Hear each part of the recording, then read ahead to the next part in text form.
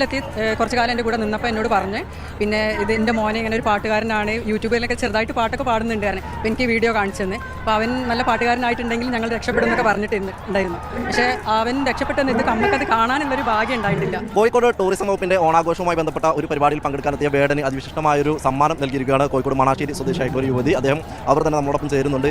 വേടന് അമ്മയുടെ ഫോട്ടോ ആണല്ലോ നൽകിയത്. അമ്മയുടെ ഫോട്ടോ എങ്ങനെ കിട്ടി? അമ്മ എൻ്റെ കൂടെ കുറച്ച് കാലം എൻ്റെ വീട്ടിലുണ്ടായിരുന്നു.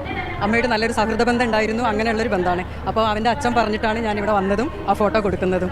അത് അവനക്ക് ഭയങ്കര സന്തോഷമാവെന്ന് പറഞ്ഞ് അങ്ങനെ കൊണ്ടുവന്നതാണ്. അപ്പോൾ അമ്മേനെ കാണുമ്പോൾ വേടൻ്റെ അമ്മയാണ് അങ്ങനൊന്നും അറിയില്ലായിരുന്നു? ആദ്യം അറിയില്ലായിരുന്നു. വീട്ടിലെത്തി കുറച്ച് കാലം എൻ്റെ കൂടെ നിന്നപ്പോൾ എന്നോട് പറഞ്ഞ് പിന്നെ ഇത് എൻ്റെ മോനെ ഇങ്ങനെ ഒരു പാട്ടുകാരനാണ്, യൂട്യൂബിലൊക്കെ ചെറുതായിട്ട് പാട്ടൊക്കെ പാടുന്നുണ്ടായിരുന്നു. അപ്പോൾ എനിക്ക് വീഡിയോ കാണിച്ചു തന്നെ. അപ്പോൾ അവൻ നല്ല പാട്ടുകാരനായിട്ടുണ്ടെങ്കിൽ ഞങ്ങൾ രക്ഷപ്പെടുമെന്നൊക്കെ പറഞ്ഞിട്ടുണ്ടായിരുന്നു. പക്ഷേ അവൻ രക്ഷപ്പെട്ടെന്ന് ഇത് നമുക്കത് കാണാനുള്ളൊരു ഭാഗ്യം ഉണ്ടായിട്ടില്ല.